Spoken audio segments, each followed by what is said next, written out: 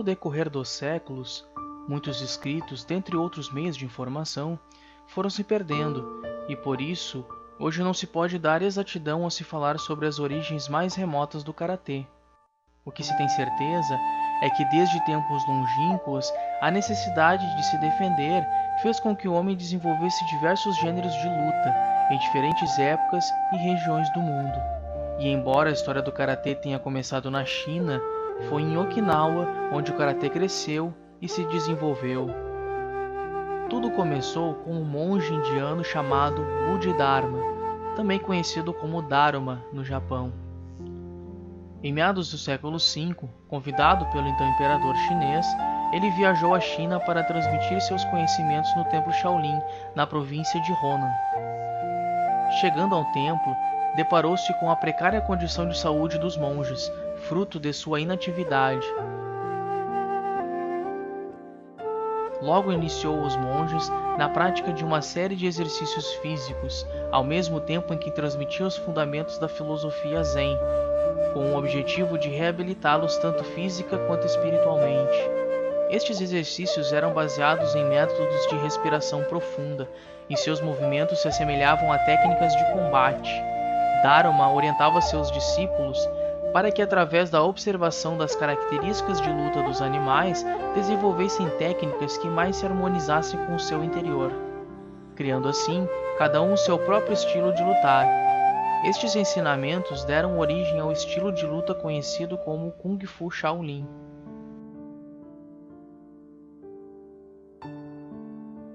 Tempos após a morte do monge, ocorreu a grande invasão mongol, fazendo com que a China se fragmentasse em vários reinos. O templo foi destruído e incendiado. Neste período, os monges se separaram e partiram em várias direções para transmitir os conhecimentos e difundir seus estilos.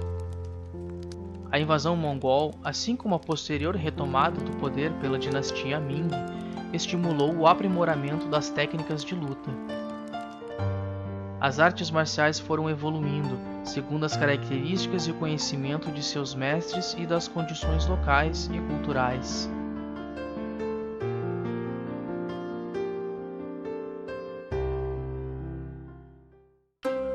O intercâmbio comercial e cultural entre a China e as ilhas vizinhas possibilitou a introdução das técnicas de luta, especialmente em Okinawa, onde nasceu a arte marcial chamada Te, também conhecida como Okinawa Te, que mais tarde iria se tornar o karatê que conhecemos hoje.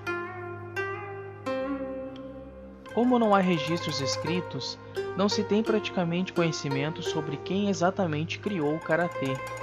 Todas as informações que temos hoje sobre o seu panorama histórico foram transmitidas oralmente através das gerações. Mesmo mais tarde, na época em que Gishin Funakoshi iniciou seu treinamento, como ele mesmo conta em seus livros, tudo que se referia ao karatê era mantido estritamente reservado.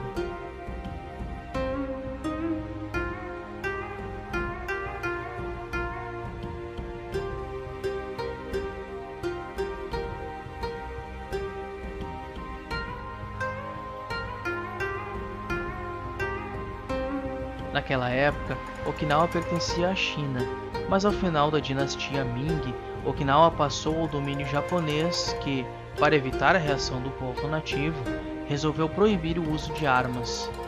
Esta proibição teve grande e importante influência na história do Te, pois fez com que os habitantes treinassem a arte cada vez com mais frequência e dedicação.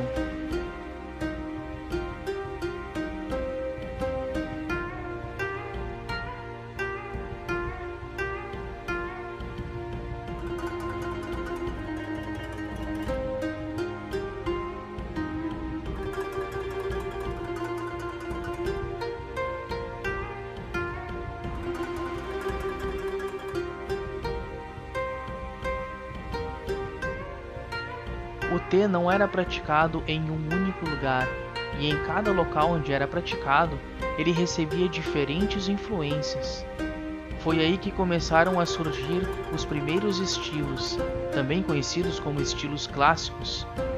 Um era mais explosivo, outro mais defensivo e outro mais cadenciado. Estes estilos se separaram por 3 cidades do reino de Ryukyu, chamadas Nara, Tomari e a capital Shuri, recebendo os nomes de Nara-te, Tomari-te e Shuri-te.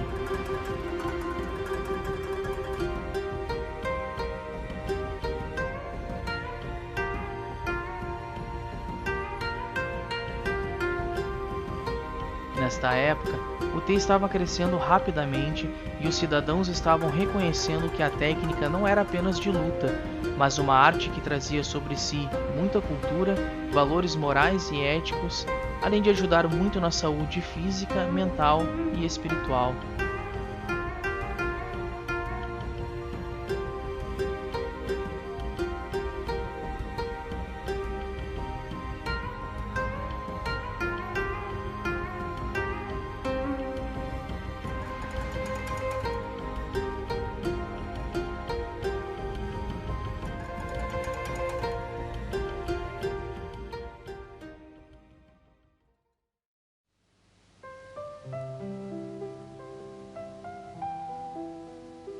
Para entendermos melhor como o Te foi se desenvolvendo através das gerações, vamos ter que conhecer um pouco da história de alguns grandes mestres da arte, mestres que contribuíram de tantas formas para que o Te se tornasse o karatê de hoje. Um dos primeiros nomes de que se tem notícia foi o mestre Wong Chun-Wo. Wong Chun-Wo era mestre de uma arte marcial conhecida como Xing Quan.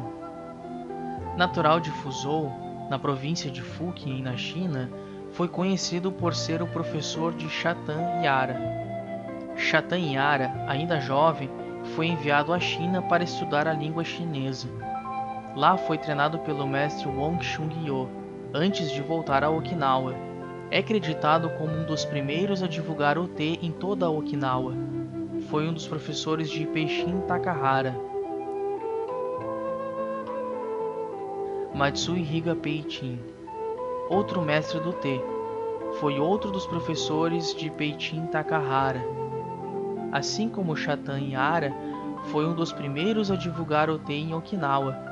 Conta-se que foi o primeiro a codificar o sistema de kata.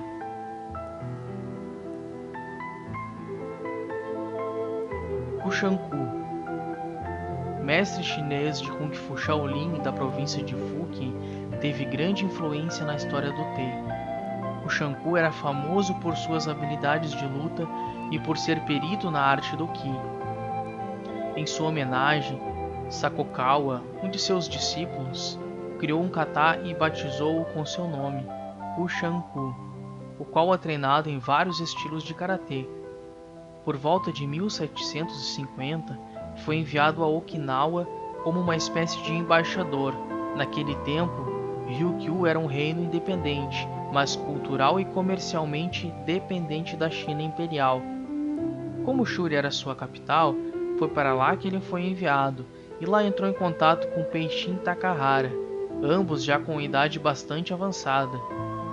Eles trocaram conhecimentos sobre artes marciais, mas não desenvolveram nenhuma relação professor-aluno. Kushanku treinou com Shatan Yara e Peichin Takahara, e ainda foi um dos mestres de Kanga Sakokawa. Peichin Takahara. Takahara viveu a maior parte da vida na cidade de Shuri, e foi o maior mestre do Te na sua época. Introduziu no Te os primeiros conceitos de Do, caminho. Como discípulo teve Kanga Sakokawa, para quem repassou todos os seus conhecimentos, e quando viu que não poderia mais contribuir com o seu aperfeiçoamento, encaminhou-o para treinar com o mestre Kushanku. Kanga Sakokawa.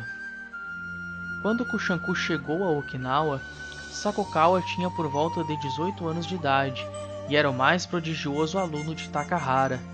O velho mestre percebeu que a chegada do estrangeiro seria uma boa oportunidade para obter um aperfeiçoamento de sua arte marcial, mas como já estava com quase 70 anos, não se sentia apto a aprender novas técnicas. Enviou, portanto, seu pupilo para ser treinado pelo monge chinês. Nesta época, o Te passou a ser conhecido como Tode. Quando Kushanku faleceu, em 1762, Sakokawa já dominava amplamente tanto o Tei de Okinawa quanto o Kung Fu da China. Passou então a ser o grão-mestre do Tode de Shuri, assumindo o lugar de Takahara, falecido 2 anos antes. Além de criar alguns katas, Sakokawa criou o Dojokun, que é um código moral ético seguido até hoje pelos praticantes do karatê. Seu maior discípulo foi Sokon Matsumura. Matsumura começou seu treinamento sob a orientação do mestre Sakokawa. Sakokawa era um homem de idade na época e relutante para ensinar o jovem Matsumura, que era considerado encrenqueiro. No entanto, como havia prometido a Sofuku Matsumura, pai de Sokon Matsumura, que ele iria ensinar ao menino, assim o fez. Matsumura passou 5 anos estudando sob a tutela de Sakokawa. Ainda jovem, Matsumura já ganhou uma reputação como um perito em artes marciais. O treinamento de Matsumura, que vinha se configurando a partir da mistura do Kung Fu com o Tode, não somente lançou as bases do karatê, mas também fez com que a prática da arte marcial, até então restrita ao campesinato, atingisse a nobreza, da qual o próprio Matsumura fazia parte. Conta-se que nunca perdeu uma luta, sendo seu combate mais famoso e o único que não venceu, pois empatou, contra um marinheiro oriundo provavelmente da China, cujo nome era Anan. Anan fora o último sobrevivente de um navio que naufragou na costa de Okinawa e conseguiu chegar à ilha nadando. Como não sabia falar o idioma local e como era exímio lutador, estava se aproveitando de sua habilidade para roubar a comida e outras coisas das vilas próximas a Shuri. Matsumura foi convocado para lidar com o problema, mas o estrangeiro se mostrou um oponente muito superior a todos os outros que já havia enfrentado ou que ainda viria a enfrentar. Num determinado momento da luta, ambos se viram impossibilitados de vencer e resolveram parar o combate, chegando a um acordo. Matsumura deixou que Anan partisse sem ter que responder pelos crimes que havia cometido, e em troca, Anan ensinou-lhe algumas de suas técnicas, que Matsumura viria a compilar num kata chamado Shinto, Marinheiro do Leste. Além de seus feitos militares quase heróicos, Matsumura também deu uma grande contribuição ao nascente karatê, tendo criado vários katas como Nai-Hanshi, depois dividido em 3 partes, Pasai, depois dividido em 2 versões, Gojushiro Shinto, Hakutsuru, entre outros. Seu tempo de vida, bem como muitos dos feitos deste homem, considerado por muitos como o verdadeiro fundador do Karatê Shorin-ryu, não é precisamente conhecido, mas seu aluno mais brilhante e sucessor também no posto de General Supremo de Ryukyu foi Anko Itosu, outro membro da nobreza do reino de Ryukyu.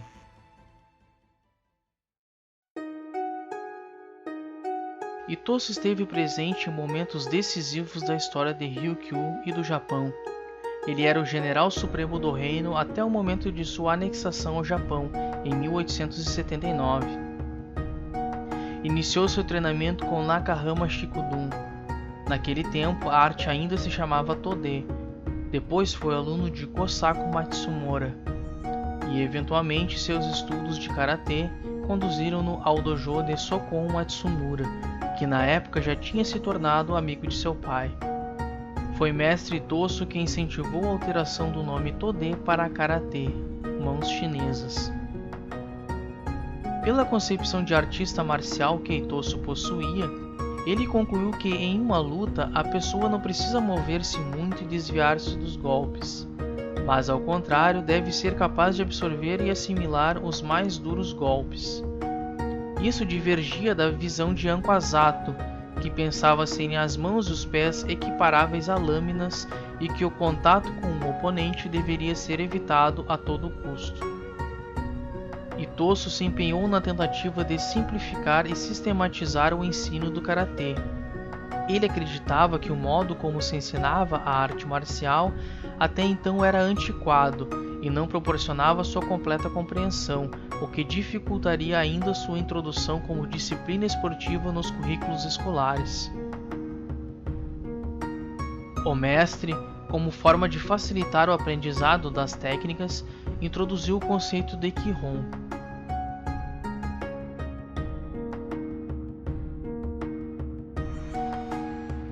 Por considerar o kata Kushanku muito complexo e difícil de ser aprendido por crianças iniciantes, alterou alguns movimentos e o dividiu em sequências menores, criando a série Pinan. Procedimento similar aplicou ao kata Naihanshi, que passou a ser uma série de 3 katas.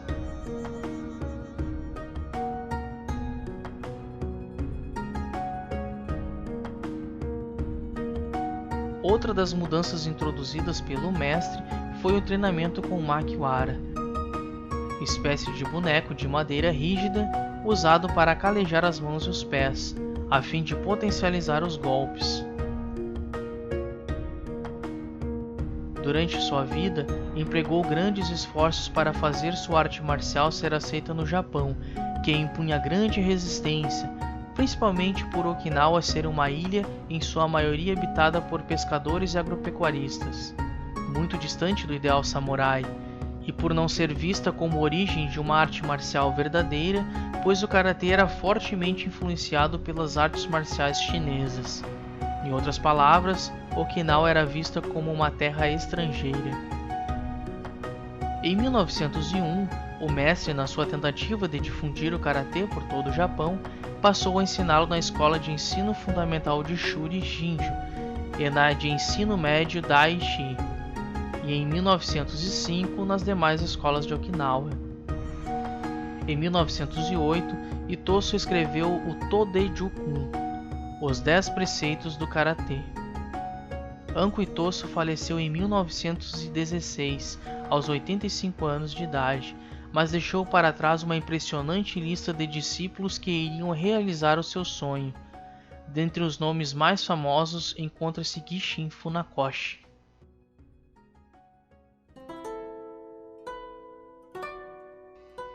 Anko Asato. Anko Asato foi um mestre de karatê natural de Okinawa e conselheiro dos últimos reis de Ryukyu. O mestre fazia parte do pequeno círculo que formatou as bases do karatê moderno, grupo este que contava com Sokon Matsumura e Anko Itosu.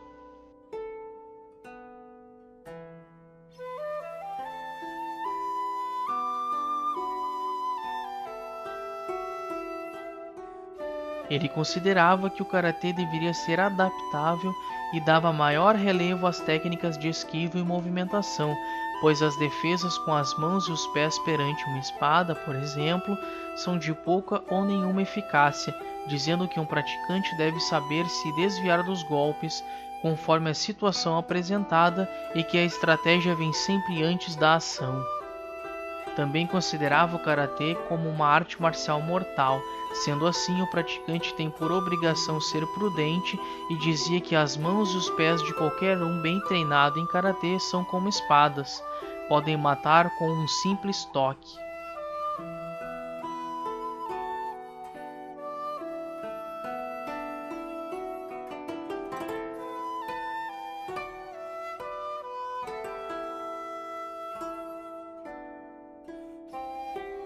O mestre parece não ter deixado muito a alegar, mas há notícia de que tenha praticado e influenciado nas formas dos katas Kushanku e Pasai, e que tenha desenvolvido técnicas de engodo cuja intenção era desviar a atenção do adversário para abrir sua guarda e aplicar um golpe definitivo.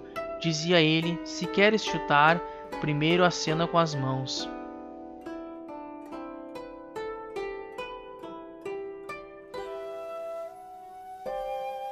Em 1879, quando o Japão anexou Okinawa, Shotai foi forçado a abdicar o trono, sendo removido até Tóquio, onde se fixou e recebeu um título da alta nobreza japonesa. Muitos dos nobres de Okinawa seguiram seu rei e se foram viver no exílio. Alguns dizem que um daqueles nobres era Anko Asato. Consequência disso foi que o mestre parece não ter mais feito grandes contribuições para o karatê. Alguns dizem que sua invisibilidade pode ter residido no fato de ser considerado um dos nobres que se mostravam simpáticos à causa japonesa, razão pela qual se tenha ido viver no exílio, haja vista não mais encontrar ambiente favorável em Okinawa.